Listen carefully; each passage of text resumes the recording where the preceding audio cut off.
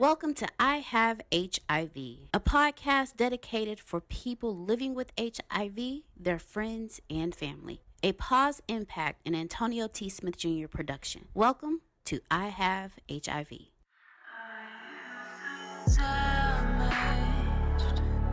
Damaged to speak. We lie here naked. Yeah, you worry about me. We are currently still living in the pandemic with HIV. HIV has not gone anywhere since the 80s, and we have to bring it to the front.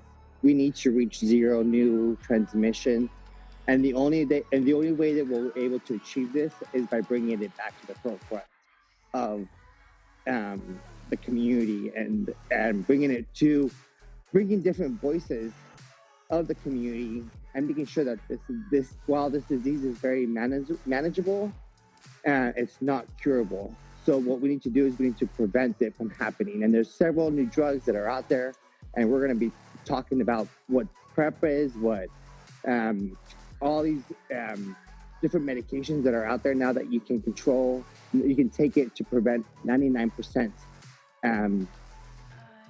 You will basically have a 99% chance of not getting HIV. Its effectiveness is 99.9%. And so nothing in life is more than 99%. And so I am living with HIV is very important because right now no one's talking about what HIV is.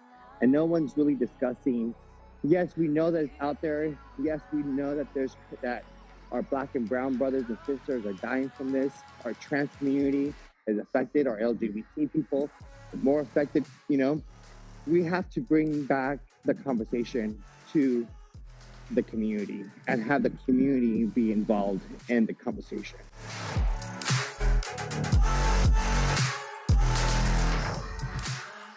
Antonio T. Smith Jr. I am running for president of the United States, making a lot of noise. They keep trying to hate on the brother, though. That's all right. They've been trying to do that. It's a money game, so we working on that money issue. Other than that, I've had a lot of success in business, and I like beer. I think that's good. Nice. So what made you run for 2020 as a 2020 candidate, not previously?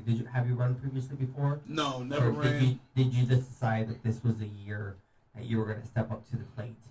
Neither. To be honest with you, I graduated in 2000. I wrote a letter to myself that said, hey, loser, whatever you're doing, unloser yourself and make sure you run for president. So I did that, and I figured now was the time because I have two big passions. One is to create 100,000 millionaires.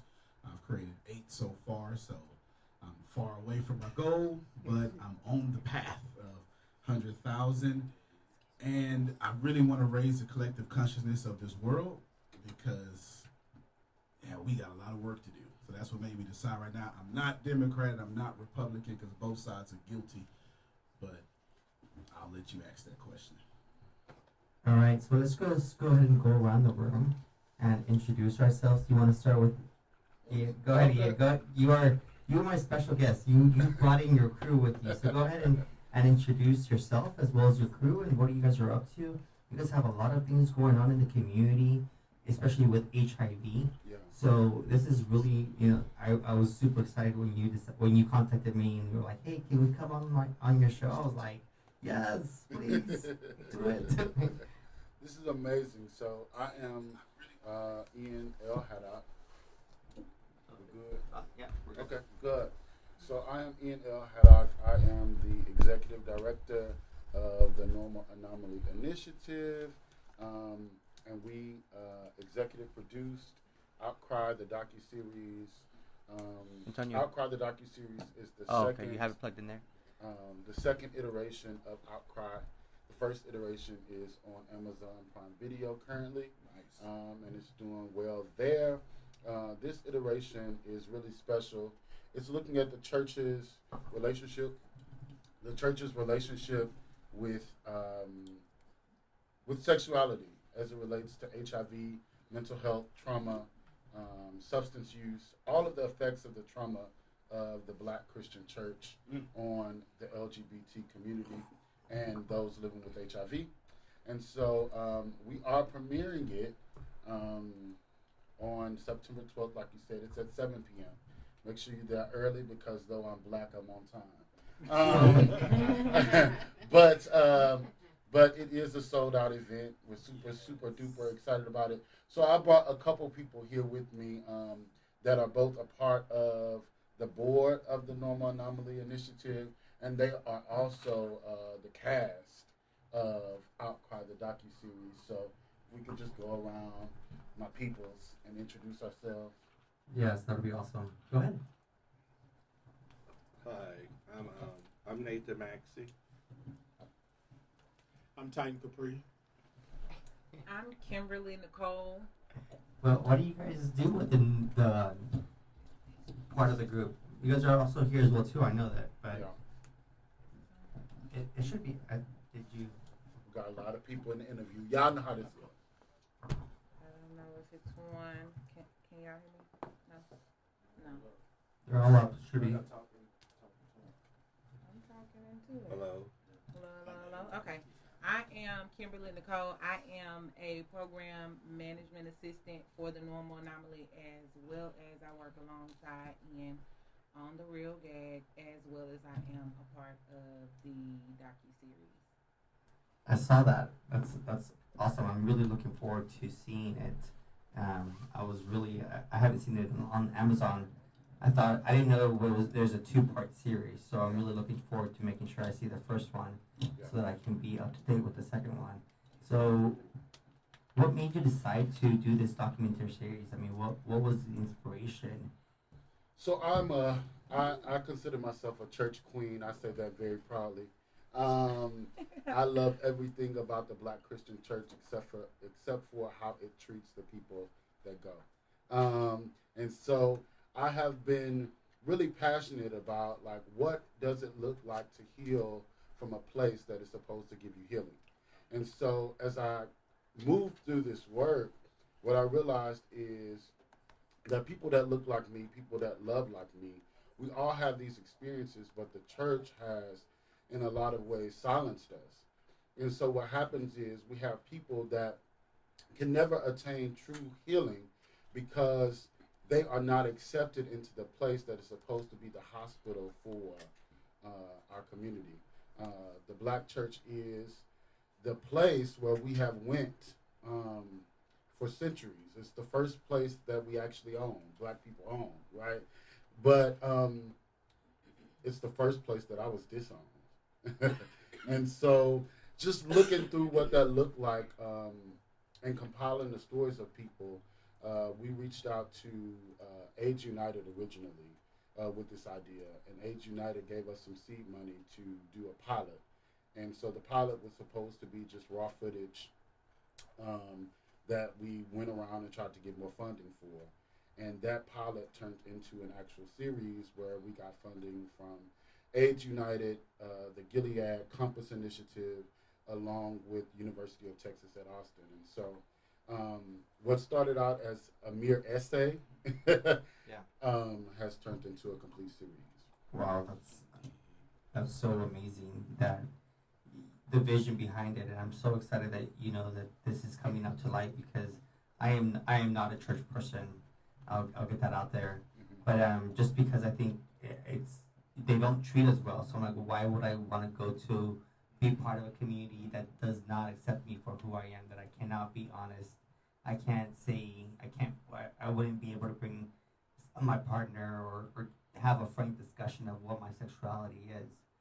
So I guess that was one of my reasons why I left the church a while back ago, and really never had anything to do with it. But I'm so glad that you guys are trying to bring back that bridge of communication of what it's actually meant to being an African American and having this relationship with your church, as well as HIV and poverty and all this information that we have to get, that and there's information about, but nobody's really talking about that particular stuff that feel like it's like a taboo, So it's bringing to light this taboo. And what we found out, which was also not the plan, wasn't a deliverable in the grant, but what we found out is that a lot of churches desire this information, right? The same way we have felt disowned and left churches with the new movement, especially with 42% of millennials that have left the black church, right? The black church is open to the conversation, in my opinion. We have about 6 churches that are represented throughout the series and are potentially represented in the future work that we will do. And 4 of them are non-affirming churches. And it's because I think our message is not about changing their theology. I know a lot of my community will want me to push, change your theology, accept us gays, men will lie with men, and it won't be abomination. But that's not necessarily my cross to bear. My cross is that you should move in love, and you should move in radical compassion, right? And so I believe when we start there and we begin to see the human in humanity, then we can overlook that. There's no way you can be a place for the sick and have a projection of 1 and 2 black gay men getting HIV. There's no way you can be a place for the hopeless and have 40% of homeless youth be LGBT. There's no way, right? You can be a place where wealth is built, where ownership is built, and though 83% of black people say they believe in God with unwavering faith, have 42% of millennials leave the church, right? So something is wrong. Kirby. Yes. Yes. Yeah. Yes. I sounded like a politician. I'm not trying to.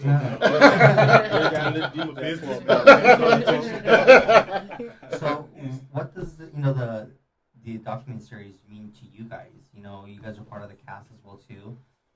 You guys are very involved with it. What does I see Ian is part of it, but what you guys are part of it as well too. So, is this personal to you guys as well too? Do you guys feel the same way, like the church has just abandoned? Yeah, it's very personal. Ian is my son, and so he had me tell my story. I've been living with HIV in February will be 20 years. So I've never had a chance to talk to the person that, they don't use the word infected, but transmitted the virus to me. And so I tell my story, but the good part is that I've never got to confront the person, say anything to him. So Ian had a great idea that I write this letter to him, and that was healing for me. So even though I thoroughly didn't get to say anything to him, writing that letter through therapy and just being able to express how I felt and has been very therapeutic and very soul searching. So to share that intimate in the documentary is pretty heavy, but it is a part of healing for me as well. So that's that's the key thing that I do in the film. Yes. Oh, there it is. So I'm Titan Capri. For me, the documentary was similar to what Nathan stated. I am this year 14 years positive, and I had said to Ian that I was going to take this to my grave. And basically, Ian was like, "No, I think you need to tell your story. You need to tell your story." And I was like, "No, I don't want to." And he was like, "Yeah, I think you should." So it was one of those things, and I think it's time, right? As Ian stated earlier, there's a lot of kids, there's a lot of young individuals that are coming up that are not necessarily part of the church. They go to church, but they're not part of the church. Why? Because we're not accepted like that in the church. Like you said, I can't sit next to my partner, I can't do this, and so forth and so on. But I think this is a message that needs to be heard, that we're not just broken, right? We are people of love. We have families, we have lives and things like that, and we can coexist, right, in the church the same as anybody.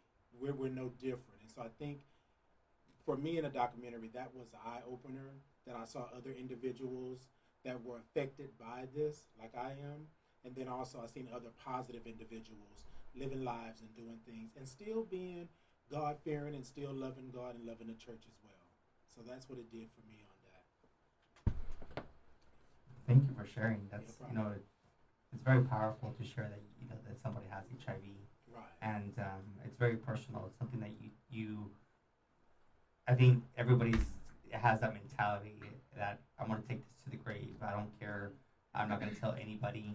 That is that stigma that people are afraid of, and I think we should just we all as a society, we all need to get better at this, Right. and making sure that we address this. So I'm so glad that you guys are bringing awareness to this stigma as well too, of both like the African community, the churches, as well as being HIV positive, because we all know that you guys are being infected.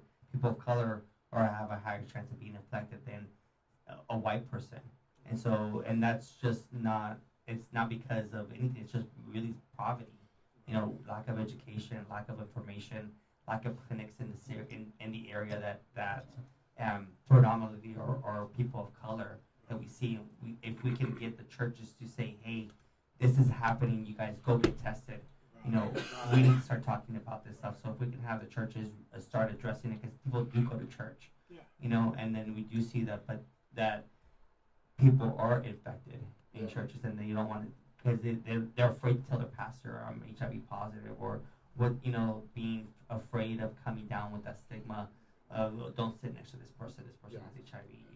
And I just I want Kimmy to talk, because she has a really powerful piece in the docuseries and in the premiere of what we're going to show in the documentary. But just for clarity, HIV is a racial issue, right? It's racism at its core. It's structural racism at its core. It is no reason why Black and brown communities are affected, right, by HIV in the way that it is. It's a political, structural, racist issue, right? And what place do we have, right? What place do Black people have that they go to on at least a monthly basis, right? In droves, right? The church, right? And the fact that the place that we have as our safe space refuses to accept that this is a racist issue. This is not a homosexual issue, right?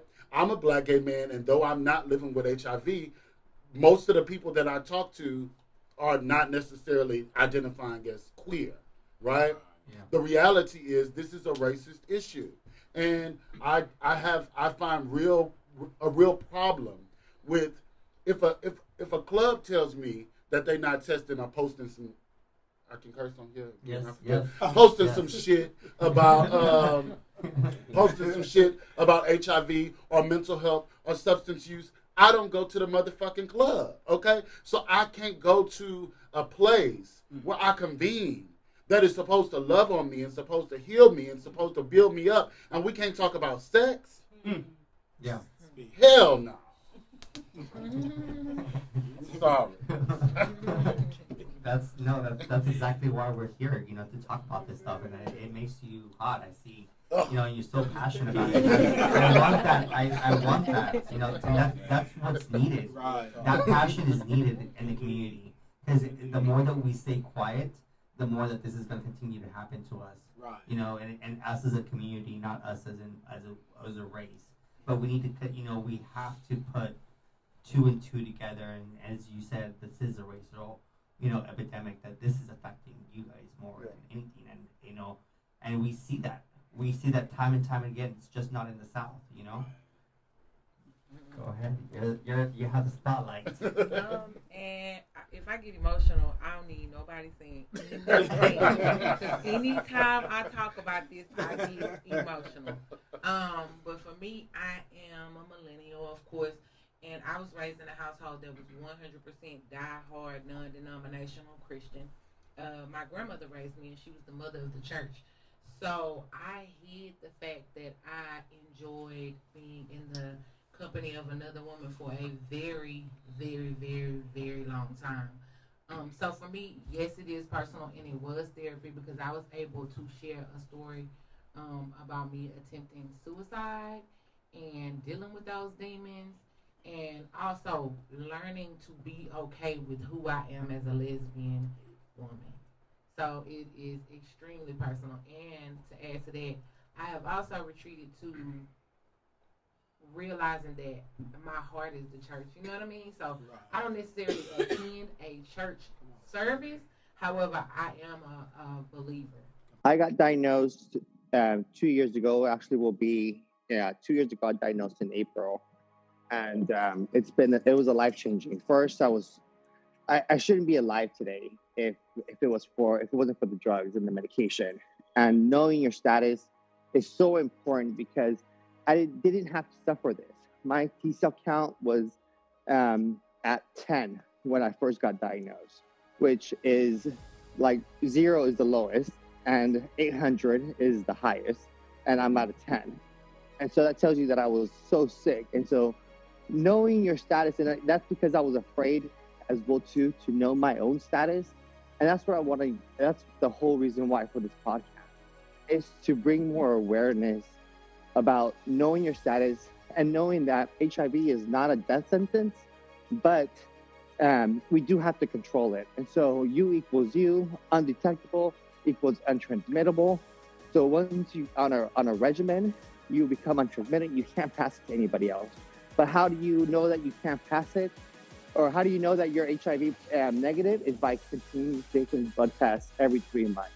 So going to your doctor, if you're sexually active, continue taking PrEP, or ask about PrEP to your physician if that's something that you're interested in. It does help for people who like to have natural sex. And, you know, there's people who are out there who want this.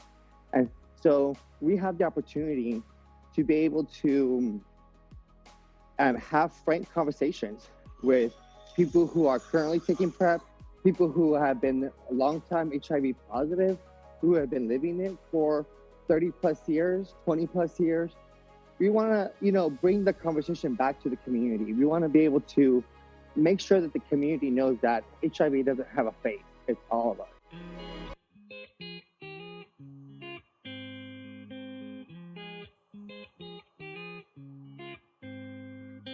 My name is Antonio T. Smith Jr. In 2005, I had a close family member die to HIV. And to be honest with you, I'm still probably not even supposed to know it. In fact, the only reason I know it is because an angry family member said it in anger and it slipped out. And that's how I found out. And that's why I'm so passionate about this podcast, because I'm tired of people like me, family who would support and who would have loved on my cousin. She died alone. She died in the hospital bed completely alone because I didn't know. And because I was too busy playing basketball than being with my cousin. And I'm very passionate about what Josh Mica does. He wants to change the world, and I hope all of you contact him. And that's why I'm so extremely passionate about this podcast. But I suffer every day that I let my cousin die alone, because 2005 made me an ally. But I shouldn't have to go through a death like that to become an ally. All of us should be allies. That's my story, and that's why Josh is doing this podcast, and that's why we're here. Now I finally build it back up, 'cause I've had enough. It's a minefield in my mind, and I'm headed for destruction. Mama, tell me it's alright before I turn to nothing.